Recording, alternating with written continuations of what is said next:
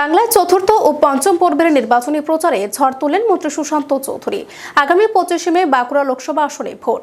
এই কেন্দ্রে ভারতীয় জনতা পার্টির মনোনীত প্রার্থী ডক্টর সুভাষ সরকারকে বিপুল ভোটে জয়যুক্ত করার জন্য বাঁকুড়াবাসীর কাছে আহ্বান জানালেন তিনি। আগামী 25 মে বাঁকুড়া লোকসভা আসনে ভোট। এই কেন্দ্রে ভারতীয় জনতা পার্টির মনোনীত প্রার্থী ডক্টর সুভাষ সরকারকে বিপুল ভোটে জয়যুক্ত করার জন্য প্রচারে গেলেন ত্রিপুরা সরকারের মন্ত্রী সুশান্ত চৌধুরী।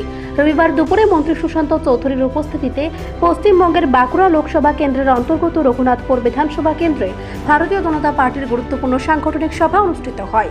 বৈঠকে দলীয় প্রার্থী ডক্টর সুভাষ সরকার সহ রঘুনাথপুর কেন্দ্রের বিধায়ক বিবেকানন্দ বাউরি উপস্থিত ছিলেন। বৈঠকে দলীয় প্রার্থী ডক্টর সুভাষ সরকার সহ রঘুনাথপুর কেন্দ্রের বিধায়ক বিবেকানন্দ বাউরিও উপস্থিত ছিলেন।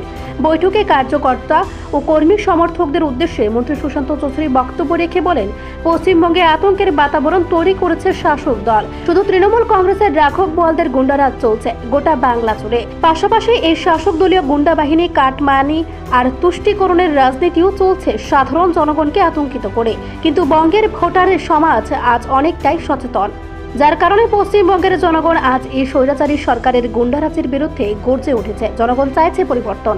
তাই সারা পশ্চিমবঙ্গের সাথে বাঁকুড়াবাসীও এই লোকসভা নির্বাচনে পদ্মফুল ফুটিয়ে নরেন্দ্র মোদীকে উপহার দেওয়ার সিদ্ধান্ত নিয়েছে। মন্ত্রী সুশান্ত চৌধুরী নিজের বক্তব্য রেখে আরও বলেন, মা মাটি মানুষ দোহাই দিয়ে ক্ষমতায় আসা মমতা ব্যানার্জির সরকার আজ গুন্ডারাজের সরকারে পরিণত হয়েছে।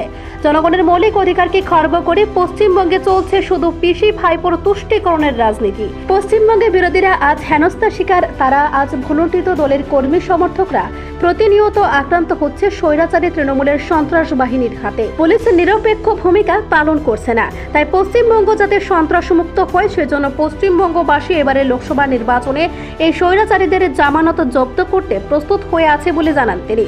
পাশাপাশি সুশান্ত চৌধুরী দাবি করলেন, পশ্চিমবঙ্গে এবার বিজেপি 32টি আসনে জয়ী হবে। মানুষ আর গ্রহণ করবে না তৃণমূল কংগ্রেসকে, এবং সেটা মানুষ বলছে বলে জানান তিনি। রাস্তা হচ্ছে কেন্দ্রীয় সরকার করছে, আর এরা বলছে যে আমরা করছি। জল জীবন মিশনের জল পান তো সবাই পাইপের মাধ্যমে চালু হয়নি। রাজ্য সরকার দেরি করেছে। জল জীবন মিশন আমার রাজ্যে বা সারা দেশে রয়েছে, আপনারাও পাবেন, দেরি হচ্ছে হয়তো। কেন্দ্রীয় সরকার দিচ্ছে সারা দেশে প্রতি বাড়িতে জল। পিএমএ আবাস ঘর পাইছেননি? ঘর দেন আপনাদের নাই। যদি পাইতে চান তবে মোদীজিকে বিজেপির সরকার লাগবে।